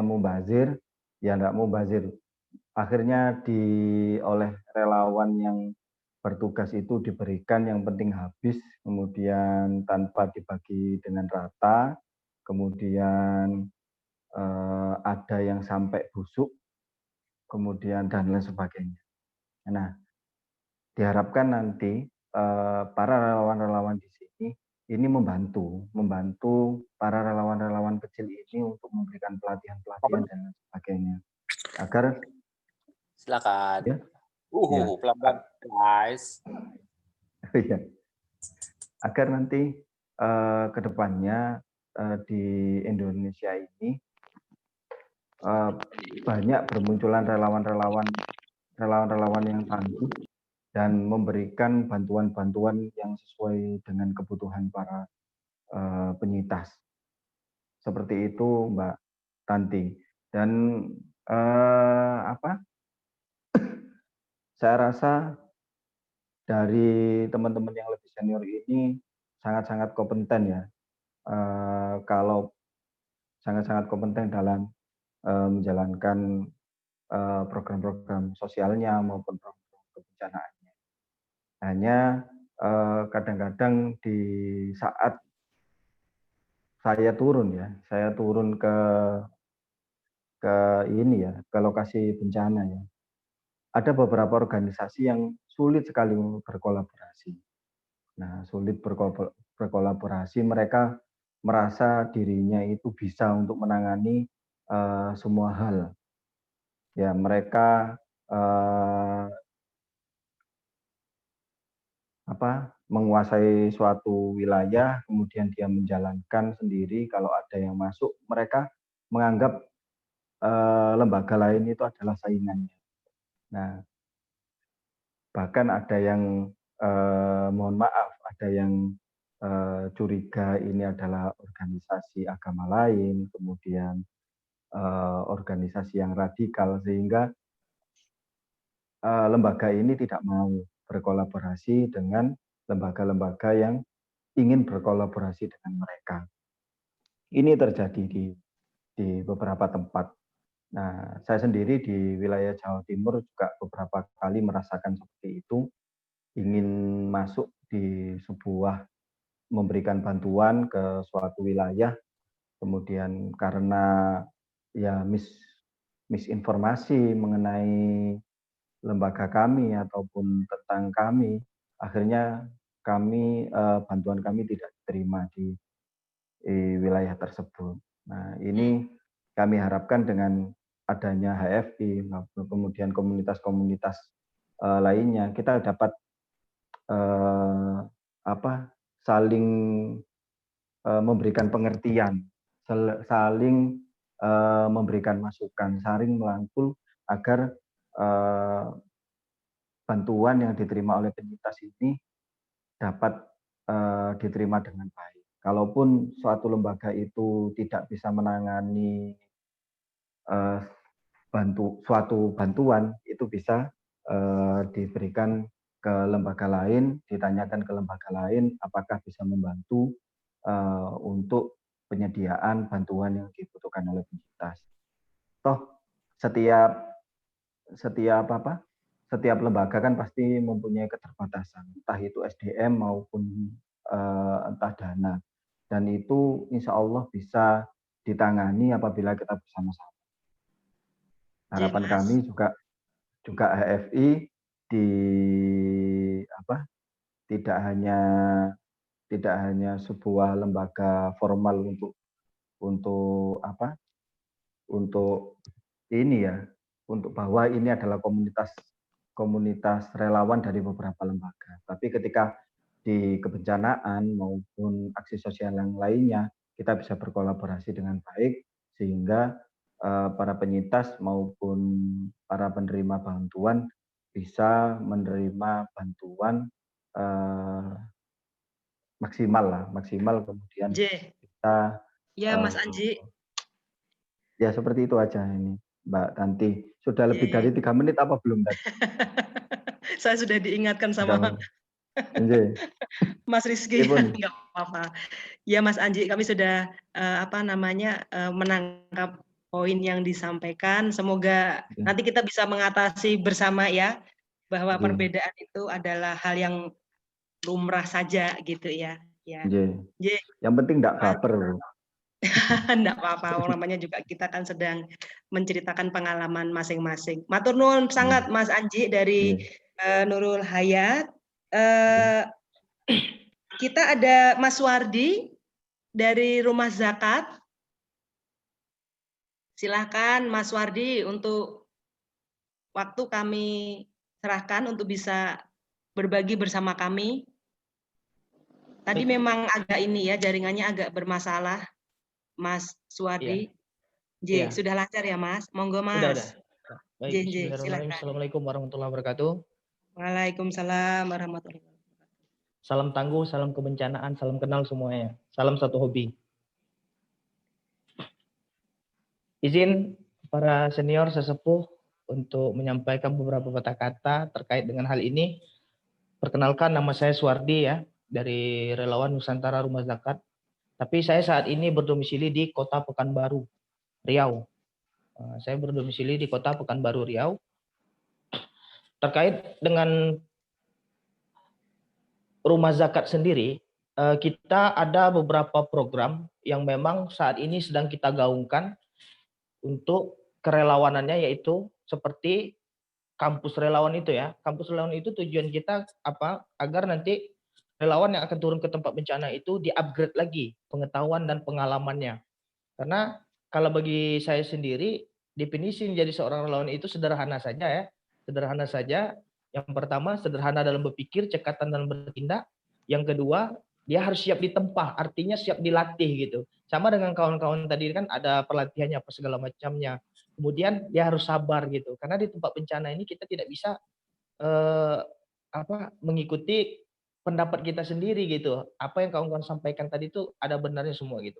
Nah, kemudian kita Rumah Zakat ini juga relawannya juga sudah tersebar di 50 kabupaten kota. 50 kabupaten kota itu ya, dari Sabang sampai Merauke. Kemudian di setiap 50 kabupaten kota itu juga Rumah Zakat ada yang namanya relawan inspirasi, itu sudah menyebar 1.600 di desa berdaya. Jadi di sana sudah ada relawan inspirasinya. Itu program-program yang dari Rumah Zakat pada saat ini yang kita gaungkan. Nah, terkait masalah tentang pengalaman kebencanaan, kalau untuk kita sendiri mungkin ya samalah seperti kawan-kawan. Kalau saya mungkin baru bergabung di Rumah Zakat itu pada tahun 2015 akhir. Jadi lebih kurang baru 5 tahun pada saat ini. Terkait masalah kebencanaan itu, ya mungkin kita sering ketemu tuh sama kawan-kawan, Dede dan lain sebagainya. Itu kita mungkin sering ketemu di tempat bencana yang sama gitu. Nah, saat ini juga kita sedang fokus dalam penanganan gunung di NTT, Gunung Merapi sama Semeru dan banjir yang ada di Aceh, Sumatera Utara juga. Dan Padang saat ini juga kita sudah turunkan juga relawan kita untuk menangani banjir yang di sana gitu. Nah, kalau untuk di Riau sendiri juga kita juga Pekanbaru sudah juga menyiapkan tim Satgas Covid-nya. Jadi ada beberapa relawan kita yang kita siapkan untuk terlibat dalam penanganan COVID-19 ini. Karena seperti yang beredar pada saat ini bahwasannya tidak semua masyarakat mau menerima jenazah COVID gitu. Dan hari ini itu relawan kita siap untuk menerima jenazah COVID itu.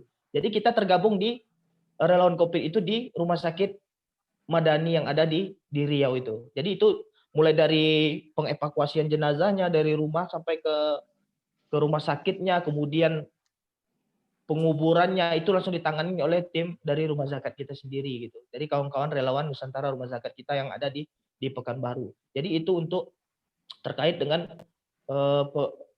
keterlibatan kita dalam setiap penanggulangan bencana. Kalau untuk di Riau sendiri itu bahwasanya kita lebih fokusnya kepada banjir dan kebakaran. Makanya di situ kita ambil satu keahlian itu water rescue gitu. Kita lebih fokuskan ke water rescue-nya itu. Karena kalau banjir di Riau ini itu adalah langganan. Jadi dia tidak tahunan gitu. Jadi setiap tahun tuh ada aja banjirnya tuh di mana-mana, hampir 12 kabupaten kota yang ada di Riau itu hampir terkena banjir gitu. Nah, kemudian kebakaran baru tahun-tahun ini saja sudah mulai redup kebakaran di Riau. Biasanya itu mungkin kawan-kawan sudah merasakan tuh kabupaten yang lain atau provinsi yang lain merasakan dengan keadaan yang Riau saat ini gitu. Jadi itu. Kalau untuk pengalaman saya sendiri terjun di kebencanaan itu mungkin samalah seperti kawan-kawan juga, bahkan ada yang sudah mulai dari 2004 ya. Jauh kali kalau dibandingkan dengan kami yang masih muda-muda, masih baru-baru ini. Izin semuanya senior, mohon bimbingannya gitu. Saya baru turun itu juga sama dengan kawan-kawan itu di Lombok baru. Bencana Lombok, Palu, dan Selat Sunda. Itu saja baru gitu. Di Palu itu yang pengalaman berkesan sekali bahwasannya saya pernah mendistribusikan logistik itu 6 jam melalui jalur darat, kemudian 2 jam jalur laut, PP jadi 14 jam. Itu pulangnya perahu kami, pompong kami itu hampir tenggelam gitu. Buat kami hampir tenggelam, bocor itu di tengah laut gitu. Lebih kurang 1 jam perjalanan lagi. Itulah pengalaman saya yang saya dapatkan. Jadi relawan itu happy kita gitu, happy, senang, bahagia gitu kan. Kalau suka dukanya itu enggak usah kita ceritakan lagi lah gitu kan. Itu sudah lumrah lah kayak mana keadaan di lapangan itu. Makanya tadi saya bilang ada 3 prinsip tadi bahwasanya kita harus siap ditempah gitu. Jadi dengan penempahan itulah kita akan mendapatkan pengalaman-pengalaman di lapangan itu seperti apa. Semakin kita turun ke lapangan, maka pengalaman kita akan semakin bertambah. Contoh seperti Mas yang terakhir tadi bahwasanya katanya ada lembaga tidak mau menerima kita datang, apa segala macam. Itu pengalaman untuk kita gitu. Itu pembelajaran gitu. Bagaimana nantinya supaya kita turun nanti lebih kepada bisa masuk dengan komunikasi dengan mereka gitu. Jadi inilah gitu pengalaman-pengalaman yang harus kita terapkan gitu. Jadi kalau saya terapkan kepada adik-adik itu seperti itu. Tujuan menjadi seorang relawan itu harus seperti apa? Harus benar-benar menjadi seorang relawan gitu. Oke, habis waktunya Mbak ya. Oke, terima kasih. Mas Wardi. Baik, sekali lagi salam tangguh, salam kebencanaan. Terima kasih. Assalamualaikum warahmatullahi wabarakatuh. Terima kasih untuk sharingnya kepada kami semua yang ada di sini, Mas Wardi. Kemudian kita ada yang dari terakhir, Mas Yusuf Subarkah, tapi beliau sepertinya tidak hadir malam ini, tetapi kita ingin melihat beberapa slide dari kegiatan teman-teman Human Initiative dari respon bencana. Silakan Mbak Diar, bila ingin di-sharingkan ini ya.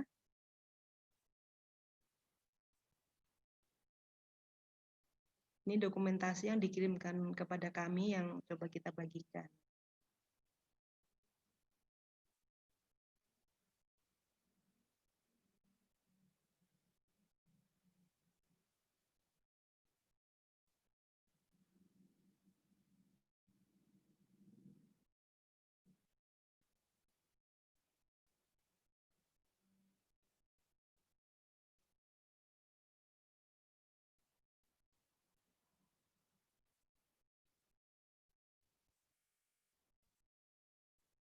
Baik. Ya. Terima kasih, Mbak Diar. Baik, teman-teman. Saya akan coba, saya sudah mencatat poin-poin yang tadi di-sharingkan teman-teman semua dari keluarga besar HFI. Kami membuka, apakah ada yang ingin ada yang ditanyakan nggak, Mas Rizky? Nggak ada ya? Oke, saya langsung untuk refleksi dari semua profil relawan yang dari teman-teman ini ya. Terima kasih sudah berbagi di dalam forum ini pada malam ini. Setidaknya ada 8 poin yang kita catat bersama. Yang pertama adalah bahwa kesukarelawanan itu sebenarnya mempercepat jalannya setiap proses dalam tahapan bencana. Tenaga mereka itu sangat berkontribusi, baik itu dalam masa rescue, emergency, rekonstruksi maupun rehabilitasi.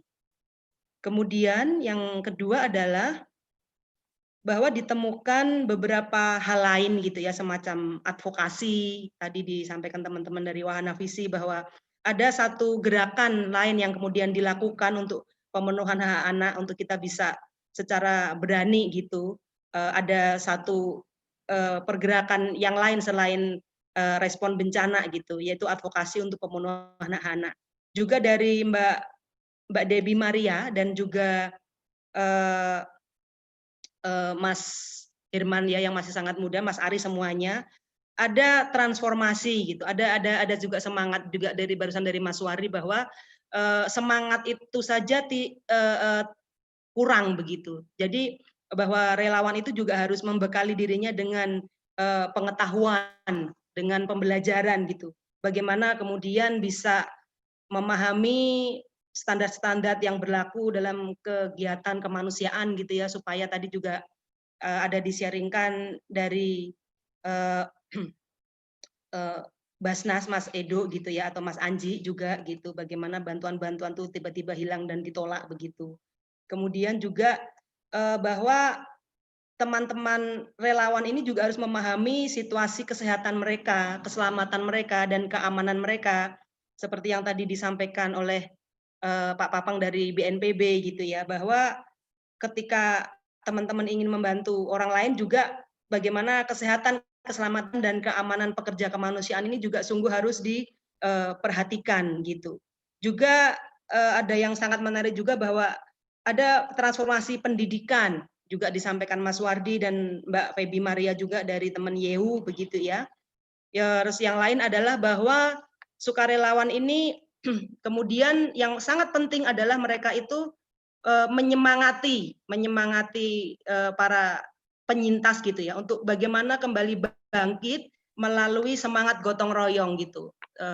Jadi Humanitarian Forum Indonesia Keluarga Besar ini sebenarnya sebagai bukti bahwa di dalam segala perbedaan kita, itu kita bisa berani dan bergotong royong dalam melakukan respon-respon kemanusiaan untuk para penyintas. Yang diharapkan adalah bahwa dengan gerakan kesukarelawanan itu komunitas itu tersemangati gitu. Jadi tidak perlu kita berkata-kata, tetapi kita turun langsung dan kita bekerja bersama mereka, yang itu akan berdampak yang lebih terasa begitu. Yang lain adalah kebersamaan antar umat beragama, kemudian keberanian gitu ya, bahwa menjadi sukarelawan itu bukan hanya berkontribusi kepada waktu, tenaga, pemikiran, bahkan materi gitu ya, tetapi keberanian untuk terlibat dan mau terjun meninggalkan keluarga itu juga sesuatu yang sangat kita apresiasi. Dan yang sangat penting yang terakhir adalah kolaborasi.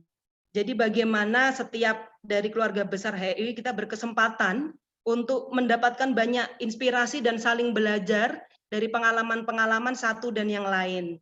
Jadi bahwa interaksi yang kita dengarkan seperti saat ini itu akan memperkaya kita, kemudian kita dapat juga belajar dan berpikir dengan cara baru, perspektif baru dari pengalaman teman-teman semuanya, begitu. Itu setidaknya yang saya catat ada 10 poin yang saya catat dari refleksi dan cerita sharing dari teman-teman semua. Demikian yang bisa kita sampaikan ya untuk malam ini. Terima kasih untuk semua teman-teman sukarelawan, terima kasih untuk semangatnya, terima kasih untuk hati semuanya untuk berkontribusi kepada masyarakat terdampak ya. Seperti itu Mbak Yusril, Mbak MC, waktu dan tempat saya kembalikan. Terima kasih kawan-kawan. Selamat Hari Relawan Internasional untuk kita semua ya. Baik, terima kasih Mbak Tanti dan teman-teman dari relawan dari setiap keluarga besar HFI ya, dari masing-masing lembaga. Sangat-sangat banyak akhirnya sharing session ini mungkin antar lembaga bisa mengambil dari masing-masing. Pasti setiap lembaga punya ciri khasnya ya. Benar tadi katanya adalah sinergi dan kolaborasi tentunya. Mungkin jika tidak ada sesi tanya jawab, selanjutnya langsung ditutup atau sambutan penutup oleh Pak Surya selaku Direktur Eksekutif HFI. Waktu dan layar kami persilakan Pak. Ya, terima kasih Mbak Virial untuk kesempatan. Terima kasih juga buat Mbak Tanti tadi yang sudah memfasilitasi kegiatan kita, Temu Relawan. Saya ucapkan terima kasih juga buat Pak Papang tadi sudah memberikan sambutan terbuka, Pak Ali Yusuf juga. Jadi begini rekan-rekan semua, mungkin tadi kita sudah berapa kali disinggung terkait dengan HFI. Jadi sebenarnya HFI ini rumah besar bagi 18 anggota saat ini, yang kebetulan setiap anggotanya ini merupakan organisasi kemanusiaan berbasis agama, sehingga harapannya ini menjadi wadah yang memang rekan-rekan bisa guyup di sini, berbagi cerita, berbagi pengalaman, dan saya kira dengan 1,5 jam ini tidak cukup karena buktinya kita sudah melewati hampir menit ke-20, tetapi tanpa mengurangi rasa hormat, saya ingin memberikan sedikit sedikit masukan buat rekan-rekan juga terkait dengan memperingati Hari Relawan ini. Yang pertama tadi diskusi-diskusi yang sudah kita bicarakan terkait dengan relawan, kemudian peningkatan kapasitas dan sebagainya. Mungkin beberapa hal yang ingin saya sampaikan di sini, bagaimana rekan-rekan juga bisa meningkatkan kapasitas terkait pemahaman terkait dengan prinsip-prinsip kemanusiaan, karena itu menjadi landasan dasar kita bekerja. Karena sebenarnya prinsip-prinsip kemanusiaan itu juga sebenarnya termaktub di dalam kitab-kitab yang kita yakini, agama yang kita yakini, sehingga manifestasi itu menjadi landasan. Apalagi tadi disampaikan juga oleh Mas Ari Wibawa ya, bahwa relawan itu sebuah manifestasi spiritual ya. Jadi apalagi tadi dikuatkan oleh Mas Edo dengan contohnya rekannya yang sebelumnya memiliki masa lalu yang berbeda, kemudian ketika beraktivitas kerelawanan kemudian menemukanali sesuatu hal yang baru yang sebenarnya itu menjadi passion dan sebagainya. Yang selanjutnya mungkin perlu ditingkatkan adalah bagaimana prosedur deployment, karena saya yakin tadi di samping beberapa relawan berbicara di sini, saya juga melihat beberapa perwakilan staf dari organisasi kemanusiaan yang mewakili relawannya yang menyampaikan.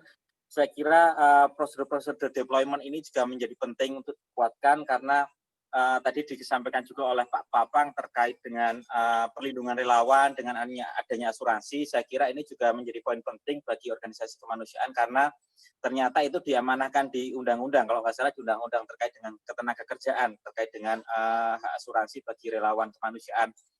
Apalagi kalau berbicara definisi relawan, mungkin rekan-rekan bisa mencari beberapa rujukan. Misalnya kalau saya merujuk ke Perka PNBP nomor 17 tahun 2011, di situ bahasanya sebenarnya sangat, kalau misalnya menggunakan terjemahan bebas, ini adalah orang yang memiliki keahlian dan menyumbangkan keahlian waktunya untuk membantu orang lain. Dan sebenarnya yang menjadi highlight di sini adalah kata ikhlas. Saya jadi kadang-kadang agak bingung juga ketika di Perka itu menggunakan istilah ikhlas, itu parameternya ikhlas itu seperti apa? Karena ikhlas itu langsung dengan Tuhan. Sehingga ketika berbicara sebuah kebijakan dan itu menggunakan istilah ikhlas, saya mengukurnya ikhlas itu seperti apa, sehingga memang agak sulit. Tetapi sebenarnya ini menjadi refleksi kita semua, kita menjadi perwakilan dari lembaga-lembaga kemanusiaan berbasis agama. Menurut saya ikhlas itu sudah tidak perlu dipertanyakan lagi, karena itu tanggung jawab kita personal dengan Sang Pencipta, sehingga memang itu menjadi hal yang menjadi prinsipil.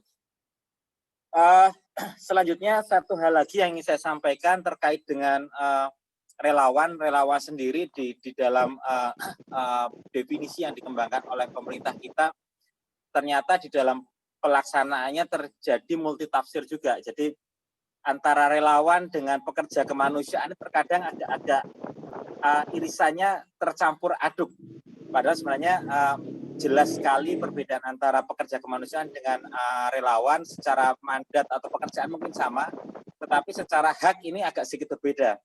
Nah, ini mungkin menjadi refleksi kita semua bagaimana kita juga bisa memahami terkait dengan spirit kerelawanan. Karena ada yang disebut relawan, ada yang disebut semangat kerelawanan. Dan saya kira ketika kita bekerja di isu kemanusiaan, mau itu disebut relawan ataupun itu sebagai staf ataupun pekerja kemanusiaan, saya kira semuanya memiliki semangat kerelawanan. Jadi tidak hanya terbatas di definisi relawan saja.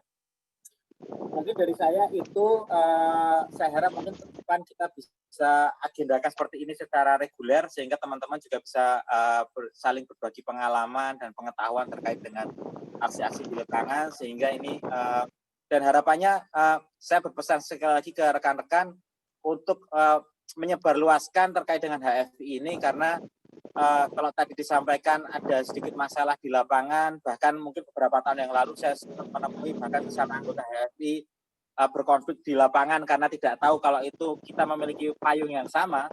Mungkin ini menjadi kesempatan yang baik juga kita menyampaikan itu ke instansi masing-masing, ke organisasi masing-masing, bahwa kita punya kelompok bersama yaitu HFI. Harapannya kita bisa bersinergi bersama, apalagi HFI saat ini sudah memiliki protokol respon kemanusiaan, sehingga harapannya kita sinergikan untuk ini. Mungkin dari saya itu saya.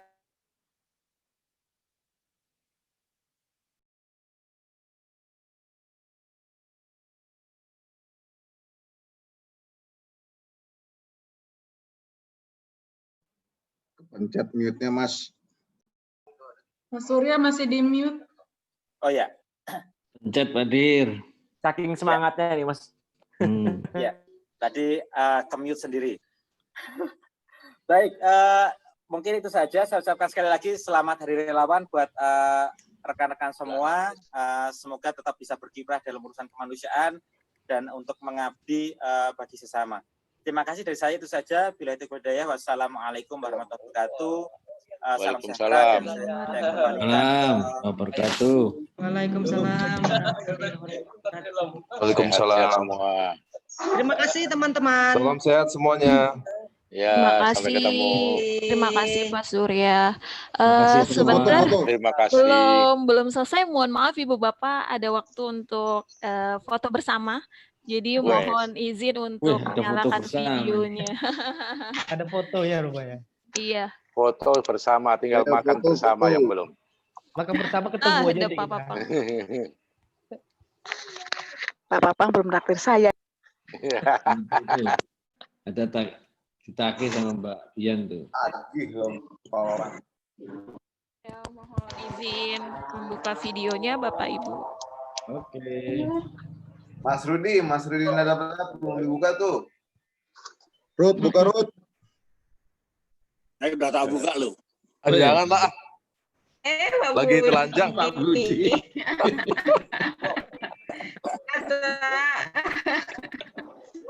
Topinya bagus, Habs. Oke, ini boleh difoto ya, Mbak ya? Kayaknya topinya benar. Foto dalam hitungan ketiga, 1, 2, 3.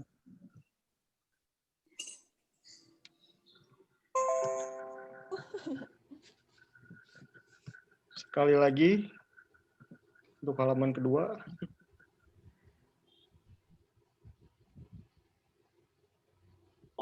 Satu, 2, 3. Oke, sudah. Terima kasih. Oke.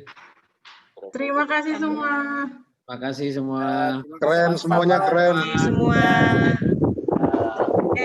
Mas Surya, terima kasih undangannya.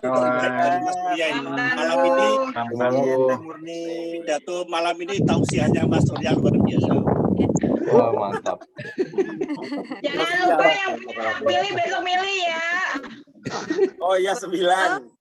Tangsel. Yang punya ini. Iman, Tangsel. Tamsul, kapan Mi gondang dia nih? Ayo. Mbak Butik, makasih Bu. Ini atau enggak juga kesehatan yang penting. Oke, selamat malam semua. Malam, pamit. Terima kasih kawan-kawan dulu dan ya, keluarga besar HMI. kawan-kawan. Yo, sama-sama. Mbak Tanti, makasih. Mohon izin. Yo. Salam tangguh. Salam Terima sehat. kasih. Pak Susanto masih sini nggak? Terima kasih Pak Susanto. Udah nggak ada. Terima kasih semua Bapak Ibu. Kita akan